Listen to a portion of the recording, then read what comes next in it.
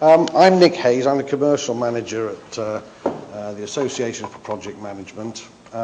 What I hope to be able to get across in this section today is a greater awareness of APM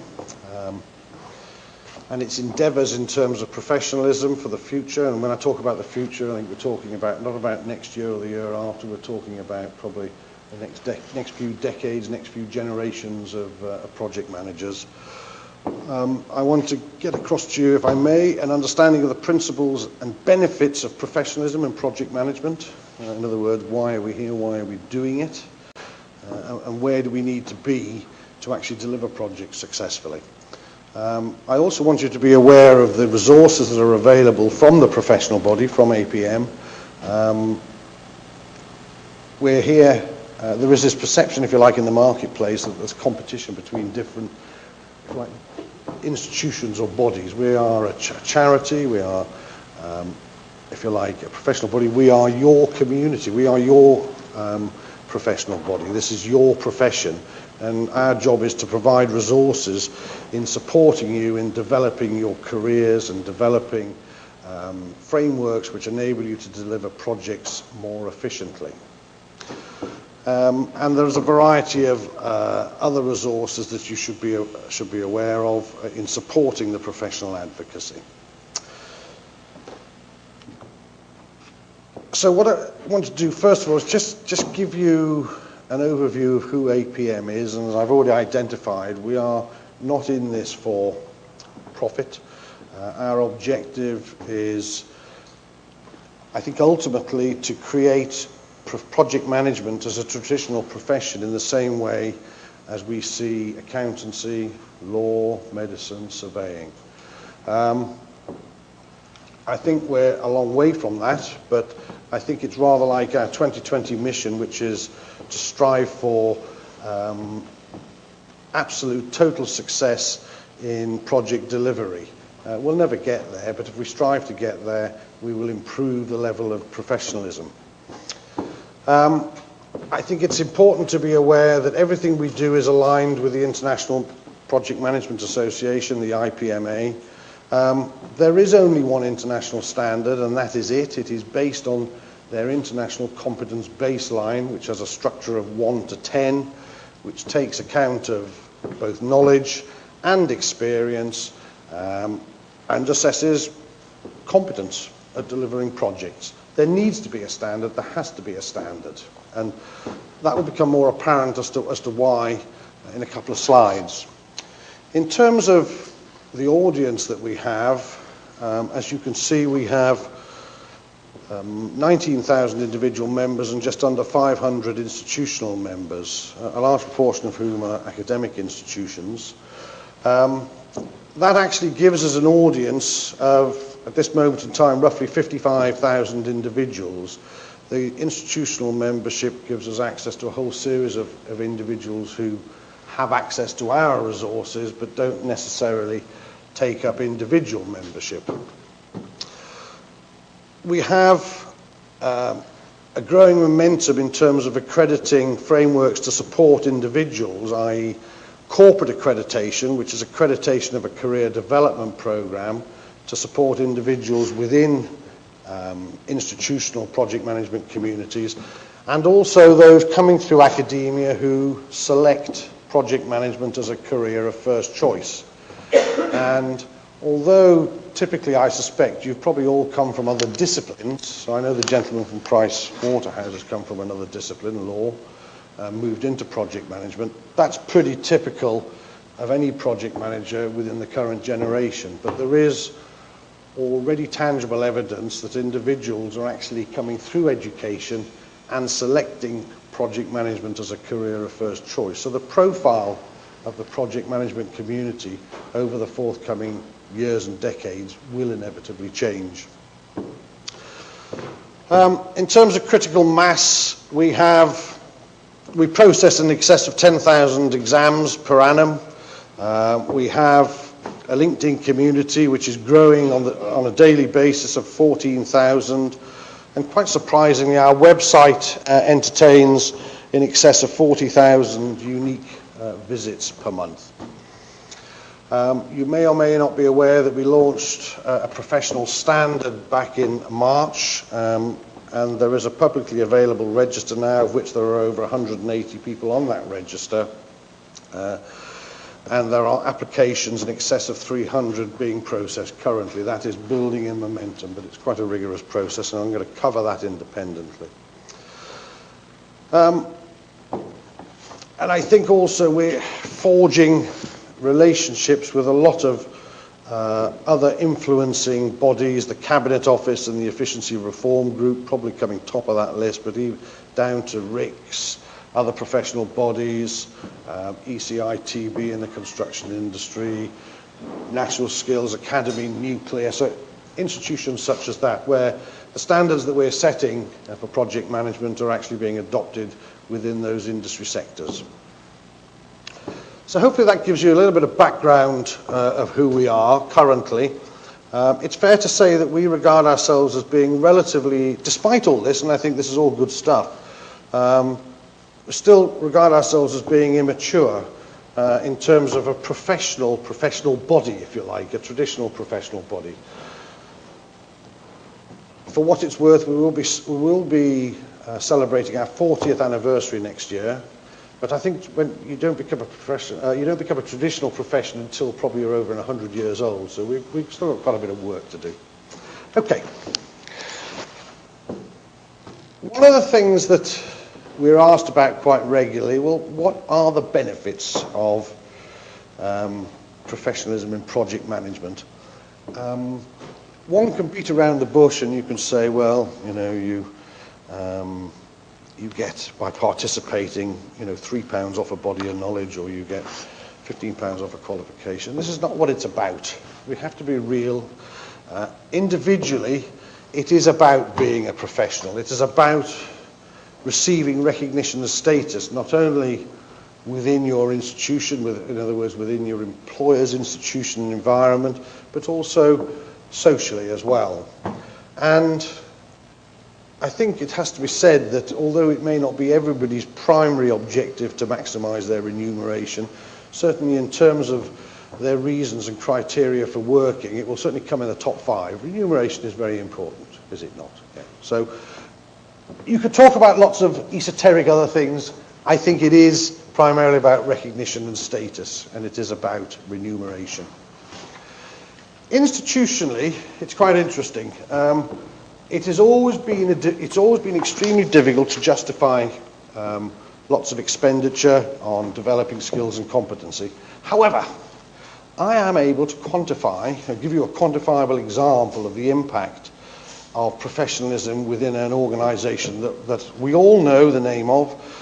I'm unfortunately not allowed to tell you who it is, but it may become obvious as I go through this presentation.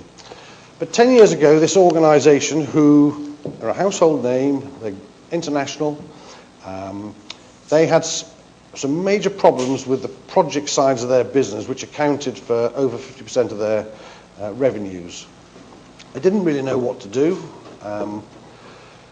Collectively, they felt, a gut feel was, we need to improve skills and competence in delivering projects. So they set up an academy. They couldn't produce a business case. And 10 years on, the accountants within that organisation have come up with a formula to calculate the impact of that academy in developing skills and competence in delivering projects has had on the bottom line of the business. The results of that, and I don't know what the detail of the formula is, but the results of that analysis has shown a 21% impact over the previous 7 years. 21% doesn't sound a vast amount, and I'm sure it's probably not linear, it goes up and down. But when you hear that it equates to 3 billion euros, that is an impact I would suggest that is worth having institutionally. So that is why our employers are investing in us as individuals, in developing our skills and competence and becoming professional project managers. Okay? And I think, finally, there is a benefit socially. If you just use the same example, and as I say, I don't know what the formula is, but if we apply the same formula to the budget deficit that the UK has currently, yeah, I can tell you that that formula would say that if we had achieved those efficiency benefits on the 443 major projects run by central government, we actually wouldn't have a budget deficit today. Okay? So there are benefits individually, institutionally, and socially. And that's, if you like, precisely what a traditional profession should provide in terms of benefits. This is just an example of some of the, it's a bit of selling really, but it's just an example of the people that we participate with. So, and it's also to indicate that the discipline of project management is very much a pan-sector discipline. So just because you're project management and engineering doesn't mean to say you have to be an engineer. It's quite interesting, because the food of thought is if you're a professional project manager, you'll know how to employ those skills. But anyway, project management is regarded, certainly within all these disciplines, telecommunications, IT, oil and gas, central government, defence, financial services, consultancy, utilities, nuclear, both decommissioning and new build, as a vitally important discipline. And I know that because I visit a lot of these major employers, and it has to be said, a professional project manager is regarded as being considerably more important than an accountant or a lawyer or a surveyor. What I'm saying is, these are people that deliver, and employers recognise that. Other thing I want to pick out from this slide is the Cabinet Office. Cabinet Office, everybody know who the OGC was, the Office of Government Commerce? Yeah. Now the Efficiency Reform Group, which is an integral part of the Cabinet Office. The long and short of it is they own Prince 2. And I mention Prince 2 because Prince 2, I think as you're probably aware, is regarded as a standard within the project management community. I shall be making a point on that shortly. But the point I'm really making is that they are members of the professional body, and they are encouraging us to develop the standards and to give you an indication of how that works, assuming I've got everything I need in the right place. Yeah. Here's one of our qualifications. And what this is APMP for the Prince 2 practitioner. So it is the Cabinet Office working with us to provide a secondary route into a professional qualification that extends beyond just a methodology. So it provides soft skills as well. Okay. So I think there are a couple of points we've made here. First is that we're not competing with Prince 2 in any way at all. The two, what we're doing in terms of promoting the soft skills, are very complementary to the methodology, regardless of whether it's Prince 2 or any other methodology. And furthermore, you'll find that when we come on to a slide later, we have not inherited, we have taken responsibility for a portfolio and program management SIG, which was the old OGC SIG. So that again is another example of us working together. Okay, let's move on to professional advocacy. Crikey, I talked about the international competence baseline before. It uses a 1 to 10 scale, such as the one we see on the screen. There is an international standard, and like any, it's not just professions, it's anything. If we're going to be able to compare things like for like universally, the marketplace is becoming bigger or smaller, whichever way you view it. You know, we can. The world is much smaller nowadays. We can source things from anywhere in the world. We can actually do projects anywhere in the world, and we need a means of being able to compare on a like-for-like basis. Just by way of example, BAA Systems at Heathrow don't do any construction work themselves. They employ 4 major suppliers: Mott MacDonald, Jacobs, E.C. Harris, Turner Townsend, yeah, got them, right. But they insist that they all use the same terminology, that they all use the same standards. They need, when on site, they need to be able to talk, or the employees of The different organisations need to talk using the same terminology. If they've got issues, they need to be able to talk about comparable competence level. Basically, they insist that they all use the same advocacy. It happens to be ours, but it doesn't really matter whose it is. There is good logic for having a single standard, so one can compare. If we take a market profile, this is how it's the usual profile of a market or individuals or whatever.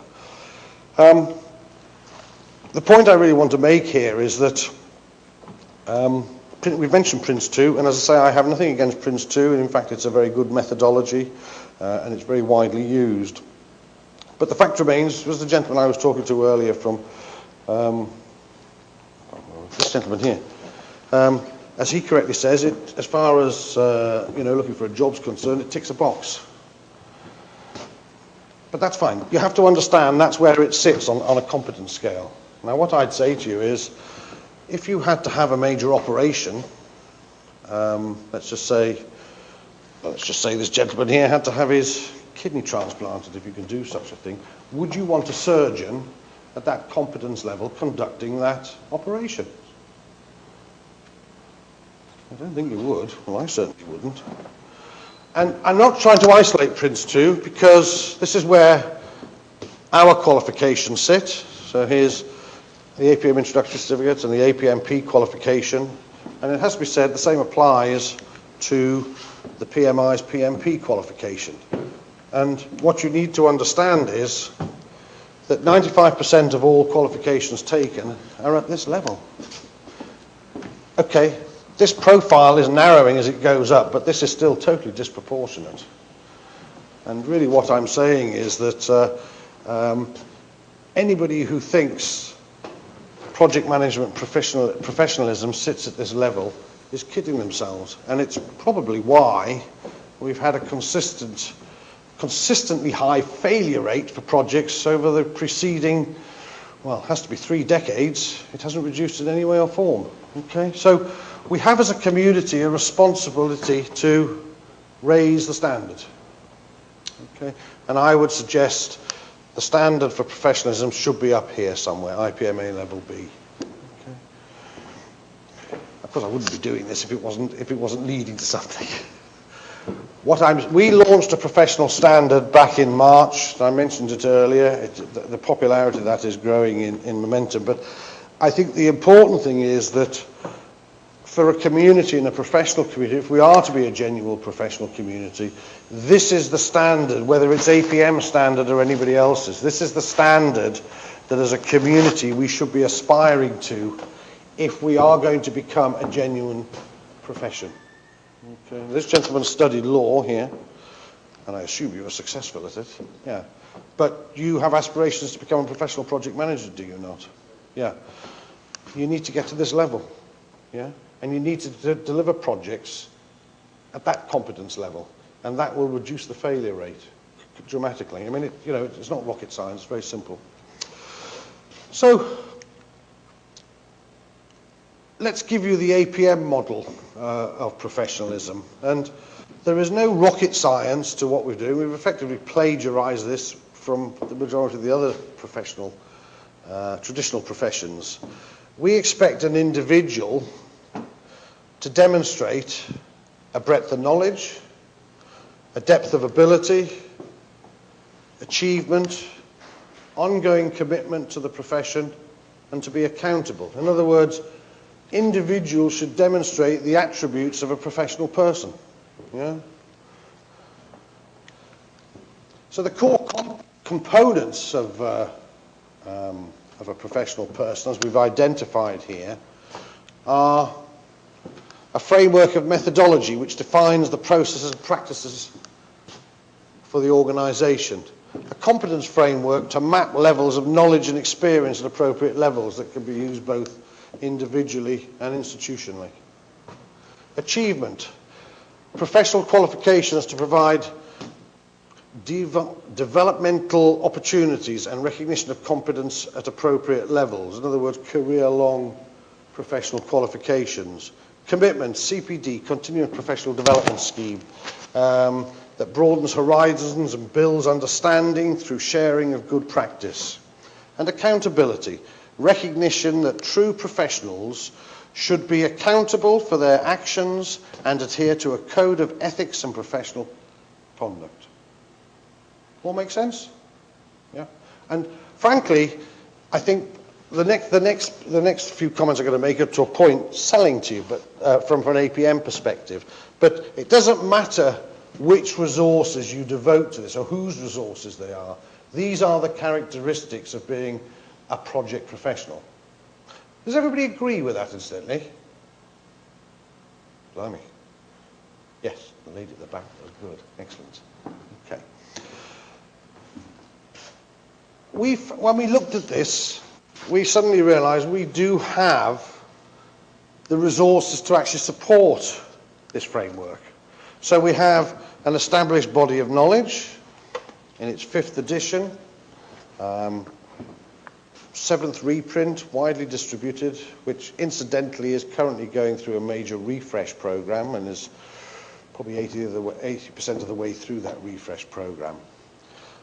It covers 52 areas of knowledge, broken up into 7 sections, very highly regarded university, and aligned with the International Project Management Association International Competence Baseline. There is a competence framework, which likewise is aligned to the body of knowledge, to the IPMA, ICB, covering 47 behavioural, contextual and technical competencies, assessing knowledge and experience, can be used individually and institutionally. These 2 publications, core publications, if you think about supporting a career, an institution needs to have these in terms of a knowledge base and an assessment tool for periodic appraisals or assessments. These are available electronically. They can be loaded onto an intranet tomorrow. They're generic tools, admittedly, so they may need tailoring. But if you use the IPMA levels A to D, you've suddenly got job titles, management grades, salary ranges. You've got a career development program that is visible and joined up to your community that says, not only am I going to support you in developing your skills and competence, I'm also going to provide you with a framework that enables you to meet your personal aspirations as well in project management. So, you know, okay. We can support the achievement dimension. We have a full set of, it has to be said, a full set of project management career development qualifications aligning to IPMA levels D, B and C. The level A qualification, which would be a portfolio and project management, program and portfolio qualification, is actually being piloted at this moment in time and is being piloted in line with the body of knowledge refresh, which accounts for that scale of qualification on the International Competence Baseline. That's an RPP certificate for what it's worth, Registered Project Professional. And dare I say, having mentioned Registered Project Professional, for those of you that are aware, we have a submission in with the Privy Council. We're asked to maintain a dignified silence on the chartership application. We are confident that we will get it, we just don't know when. But anybody that aspires to this standard of professionalism, RPP, and gains that designation, assuming chartership is bestowed upon us, will automatically become chartered project professionals, assuming they can maintain the CPD and their accountability at that level. So it's, what I'm saying is it's chartership all but in name. Okay. We perceived the marketplace or the community required a standard to raise the standards, as we illustrated earlier. Anyway, let me not. Commitments, CPD program. We've had a CPD program for ages, never been able to enforce it, but now if you wish to become a registered project professional, you need to undertake a minimum of 35 hours CPD per annum. That can be formal or informal CPD. So we all know what formal CPD is in terms of qualifications, workshops, etc. Informal CPD can be mentoring, it could be learning something from an article, or it's stuff where a professional person will recognise where they have actually developed their knowledge and competence, or there's some skills or something or other. And that contributes to becoming, to accounting for CPD. And accountability is basically recognising that one has to conduct oneself as a professional person. One must operate ethically and professionally, show leadership, etc. Again, an attribute of a professional person. Okay, at this point, what I'm going to do is, just to break it up, because I know sometimes I'm a bit monotonous and can make you fall asleep. There's a little DVD here for you on RPP and how it's perceived in the marketplace. I have to put my glasses on.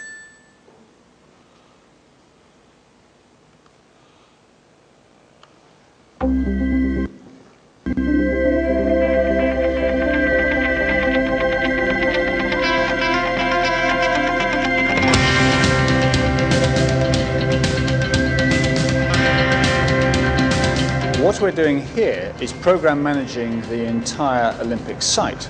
That is, pulling together the individual venues, the main stadium, the aquatics, the velodrome, to deliver the integrated whole that will be the London 2012 Olympic Games. I found the RPP process to be rigorous rather than intensive. The key challenge was the succinct communications. This is not trivial, as in my experience, it's managing those key stakeholders that makes the difference between a good program and project manager and merely a competent one. RPP gives that mark of professionalism, the standard that one has to reach to be serious about one's business. If I hadn't gone for RPP, I would have been left with a real dilemma. What RPP has done has provided a different level of expertise. To other people, I would say, are you serious about your professionalism? If you are, then RPP gives you that mark of distinction.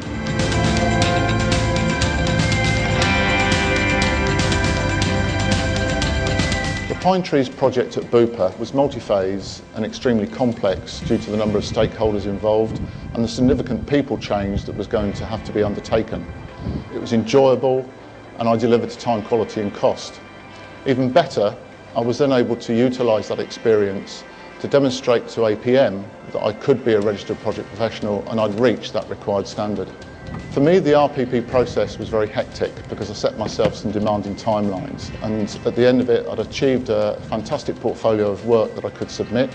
Because RPP is independently assessed, it's an excellent way of demonstrating that you've reached the benchmark of operating for a complex project. RPP will differentiate me from the rest of the pack in terms of the project managers that are out there in our professional environment. And I'm sure that employers in the future will be looking for that differentiator when they're looking at CVs and when they're looking for the right person to lead a particular project.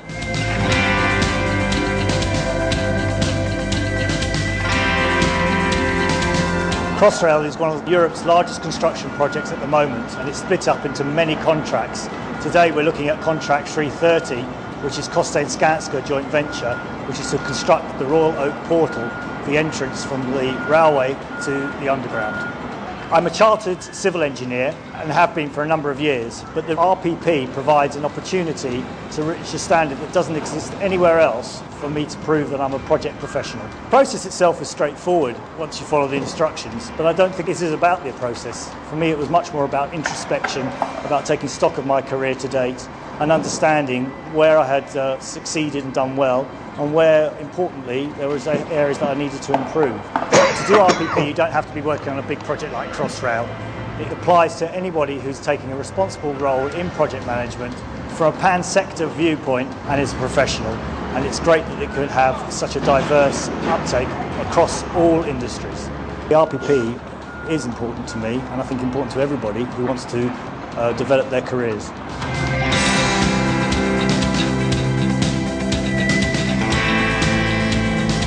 RPP is very important to BAA at Heathrow. The reason for that is threefold. The first is that we're regulated, and for the regulator we have to show best-of-class processes, so we've adopted the APM, and then it's also important that we've got the right career path. The second reason is the £4.3 billion challenge we have to deliver all of this infrastructure with 68 million passengers going through the front doors, which is a huge challenge. So we need the right people with the right qualifications to achieve that. The third point is down to the people. We need to have career paths here that people can grow into becoming RPP. So it fits perfectly with our career structure. RPP is fundamental to what we need to deliver this huge programme of works. What we want to do is consistent approach to programme management throughout the whole of the supply chain, which if we drive it through BAA, we can drive it all the way through into delivering successful developments. The benefits of RPP are really about lifting project management, programme management to its highest level. So it's really lifting the bar here for all we do in professional project management.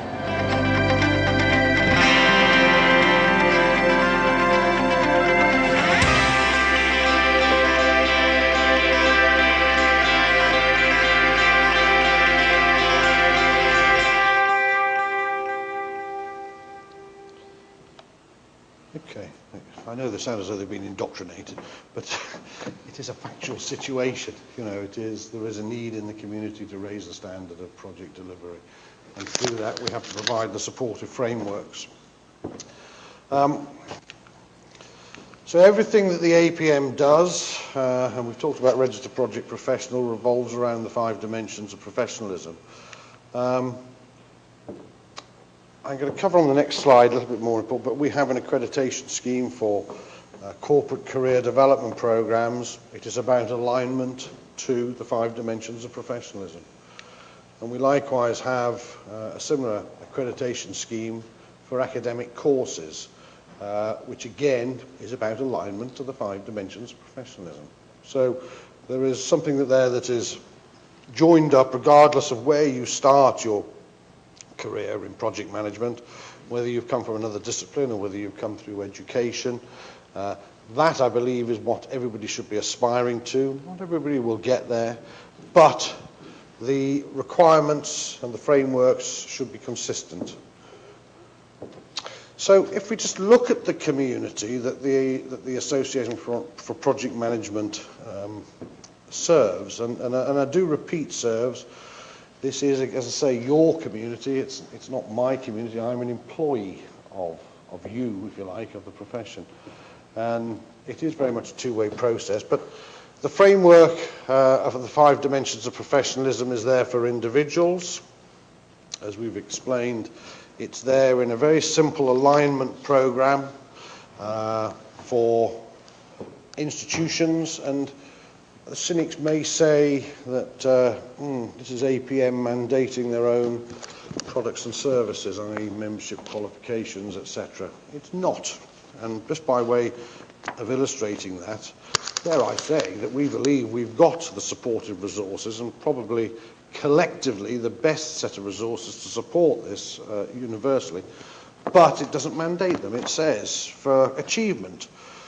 This is the guidance notes to an applicant. Your application should provide evidence that your organisation supports the achievement of professional qualifications. These may be APM qualifications or qualifications from another professional body. They may be project, anyway, it goes on. But the point I'm making is that you could use a whole series of different resources or resources from different origins to actually provide evidence that you are institutionally providing something that's joined up and visible to your community that supports the individuals within that community in developing their skills and competence to become a professional project manager. And the same applies in recognising that the profile of the marketplace in forthcoming decades is going to change. We've obviously got the learning and development providers currently that we use that deliver our own professional qualifications, but as I identified earlier, there is already tangible evidence, albeit still small, that individuals are coming through education and selecting project management as a career of first choice. So we have a similar scheme to that of the corporate and training provider accreditation for academic courses and modules that are part or integral part of other courses. And I think probably, as you noticed on an initial slide, we now have a combination of 36 career development programs stroke courses that are accredited, and the actual momentum in terms of application is increasing on a month-by-month basis. It's quite fascinating. And then finally, this is where I do become a little bit evangelical and come back to this business of charity, your profession, etc., etc. Although we will provide the frameworks to support the standards, it is your profession, ladies and gentlemen. It is you that will maintain the standards. It is you that will set the standards for the future. Everything that's done formally within the APM is done by volunteers, from board of trustee down to branch representative, steering group, advisory group member. They're all volunteers, like yourselves, individuals such as yourselves. So if we are to make this a true traditional profession, we're going to do it collectively. Yeah? And it's a two-way process. Yeah? You need to participate. And the common denominator to all these we've already identified are the 5 dimensions of professionalism. Okay. So, I've probably gone on long enough about that. I hope you don't feel as though you're being lectured at.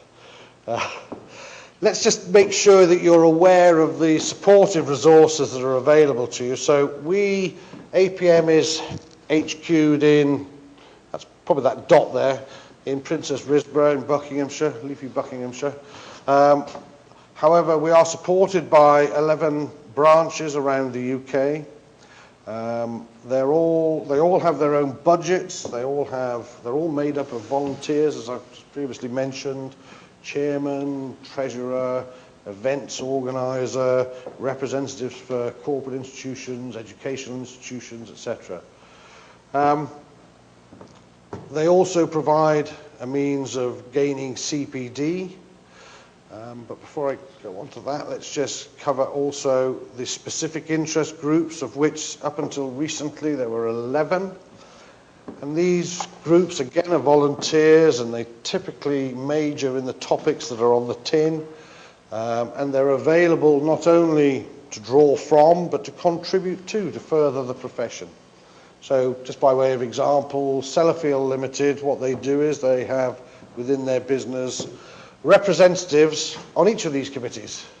So they can actually get information back from the profession to help them delivering projects within Sellafield, but likewise, any specific knowledge that they can give to the profession, they do so. So in other words, logical.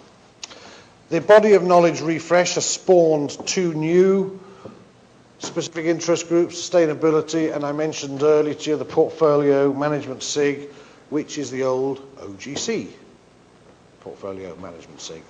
Okay. So a combination of head office, the branches, the specific interest groups. We run 250 events per annum. We were quite staggered at that ourselves. We didn't realise it was that much activity on an annual basis. These events will be made up of annual events, our annual conference, and our awards are very prestigious events if you've not attended either of them. I think we do regard them very much, certainly the awards dinner, as the Oscars of project management. And without doubt, there are some major employers that actually regard achieving winner status in some of these awards as being integral to their business, and they actually approach winning these awards like a genuine project. It's not just fill in a bit of paper and tell people about it. They've worked out how to do it. They've worked out what the key criteria are to stimulate the judges accordingly, and they've worked out how to present them. They carry some value, is what I'm saying. Obviously, the majority of events are topic-specific regional events through the branches and SIGs, which can be made up of site visits, etc. Networking is very important. Now, having come from a background of commerce and cutthroat commerce, I never really took the word networking particularly seriously. If there was a job to be done, we got on with it and did it, and we didn't rely on other people. I don't know what it is about the makeup of project managers, but they seem to be morally good. It's great. In other words, they're prepared to share information, which is as it ought to be. Even in a competitive environment, you know, you're not necessarily sharing sensitive information, but knowledge, how to do things. It's a developing profession. We should help each other, and I think these events give tremendous opportunities there. I think the other resources that are important to you are knowing what's going on in the community, which both comes in terms of communications, but also and communications I mean by way of events, what's going on. But although this project magazine is the APM's, it actually has separate editorial policy. In other words, it is the voice of project management. Okay. There are monthly communications to support you by way of newsletters, what's going on, events, developments, etc. As I mentioned earlier, the APM website is now receiving in excess of 40,000 unique hits on a monthly basis. We're trying to build up a receptacle of knowledge and information so that people within the community only have one place or they need to go. And we're not quite there yet, but it is getting there. There are a whole series of publications to support you in your development. So there are study guides for professional qualifications. I feel like Tommy Cooper here. You know, see that's sketch you did with the hats. I don't have to put the different hats on. There are lots of publications beyond the core knowledge and competence publications. All this collateral that you see, and we obviously produce it to promote what we're doing, but it's available to you either as a training provider or as a community. You can brand it yourself. It's a means of communicating, you know, not just as we're doing, if you like, on a scattergun basis, but you can do it specifically within your institution. Collateral such as the DVD you saw, these slides, they're all available to you. It's your profession. Okay? It's your professional body. Other resources, we have a fairly strong education network, as we identified earlier. There are 53, I think, educational institutions who are corporate members, and there is also an education network advisory group who are making sure that education is sufficiently represented in the development of the profession. Likewise, there's a corporate members advisory group who basically, from an institutional perspective and an employment perspective, they are pointing the profession in a particular direction, the direction they want it. At some point, we're going to have to put those two together. I'm not quite sure what will be the outcome of that, but accredited providers are very important. They're a very important resource and channel to the community, and we believe they contain an awful lot of very useful information, and we will be looking to develop the more specialist training provider whereby they can provide advice to institutions on genuine career development and making sure the structures are in place to support you as individuals. And also a resource, of course, is the database that we have about the community. It's obviously very valuable. Okay, I am just about to overrun. So hopefully out of this you will have a greater awareness of who APM is, the Association for Project Management, and the fact that we're endeavouring to generate a traditional profession for you to operate within and to be recognised accordingly. Hopefully you understand the principles of project management professionalism around the 5 dimensions. So breadth, depth, achievement, commitment, and accountability. Hopefully I've made you more aware of the resources that are available to support you in developing your careers. And these are resources, remember, that are there readily available. You don't have to reinvent the wheel. They're available to you today, tomorrow, Okay. And finally, that there are lots of other resources in terms of events that will support things like CPD, knowledge, networking, etc. Thank you very much for listening to me. If there are any questions, I'd be more than delighted to take them. Oh, it's such an enormous audience. Sorry, my dear. The RPP, how long does that take to achieve? Okay. What the lady's asked is how long is the process for achieving our registered project professional? Okay. I think it probably comes in two stages. How long does it take you to prepare your professional portfolio? The analysis that we've done to date is that this is not a quickly write up a CV and off you go. This is 40 to 80 man-hours of work in preparing your professional portfolio. Once you've submitted your portfolio, and assuming you were to be successful, it's 6 to 8 weeks. Okay, but the investment is obviously in preparing your professional portfolio. And I haven't gone into excessive detail on RPP, but there are effectively 29 core competencies that you will need to be able to report against, the two core ones being leadership and ethics. And then the complementary, there are further 18 complementary competencies of which you will need to have a good knowledge of, and that knowledge could be acknowledged by having, say, the APM qualification or something like that. Yeah? Does that answer your question? Yeah. Okay. Any other questions?